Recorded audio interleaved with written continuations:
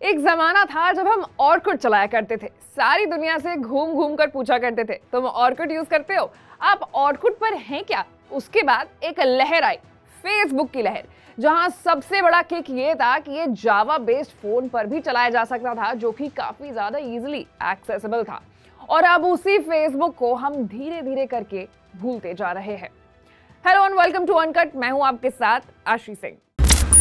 Facebook के daily active users में पहली बार बड़ी गिरावट दर्ज की गई है। पेरेंट कंपनी मेटा के रिपोर्ट्स के मुताबिक अक्टूबर दिसंबर क्वार्टर में फेसबुक के यूजर्स में दुनिया भर में 10 लाख से ज्यादा की गिरावट आई है। फेसबुक के पेरेंट कंपनी मेटा के शेयर्स में आई इस भारी गिरावट के कारण कंपनी के मार्केट कैप में 200 अरब डॉलर से ज्यादा की कमी आई है।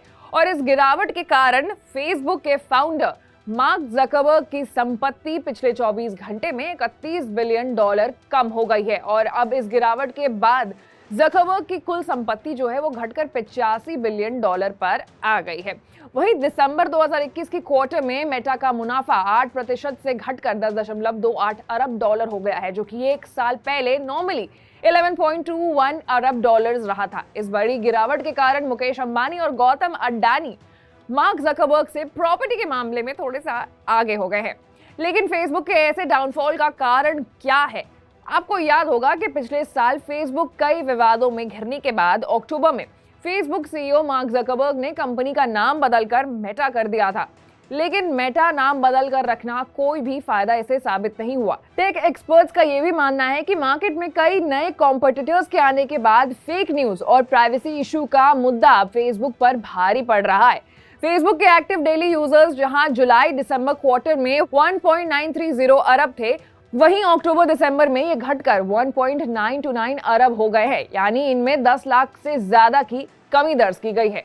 इसके अलावा व्हाट्सएप और इंस्टाग्राम जैसे दूसरे ऐप्स के यूजर्स की संख्या में भी ग्रोथ काफी ज्यादा कम देखने को मिली है। फेसबुक के डेली एक्टिव यूजर्स में अफ्रीका और लैटिन अमेरिका में सबसे ज्यादा कमी देखने को मिली है, जबकि यहाँ पर एडवर्टीजमेंट से मेटा की सबसे ज्यादा कमाई होती थी। हालांकि फेसबुक पर पिछले दिनों कई सारे आरोप भी लगे थे, जो कहीं ना कहीं इसके डाउनफॉल का कारण भी है। जैसे कैम्ब्रिज एनालिटिका पर 2018 में करीब 8.7 करोड़ फेसबुक यूजर्स के डेटा चोरी का आरोप लगाया गया था। कंपनी पर आरोप लगाया गया था कि उसने फेसबुक से चुराए डेटा का इस्तेमाल करके 2016 में हुए अमेरिकी चुनाव को प्रभावित करने के लिए ये किया गया था। दूसरी तरफ फेसबुक में डेटा एनालिस्ट रह चुकी और विसल ब्लोअर फ्रांसिस ने पिछले साल फेसबुक से जुड़े कंट्रोवर्सी को लेकर कई बड़े खुलासे भी किए थे, जिसमें उन्होंने फेसबुक पर अपने ट्रेंड टूल से ह्यूमन ट्रैफिकिंग का बिजनेस चलाने का भी आरोप लगाया था।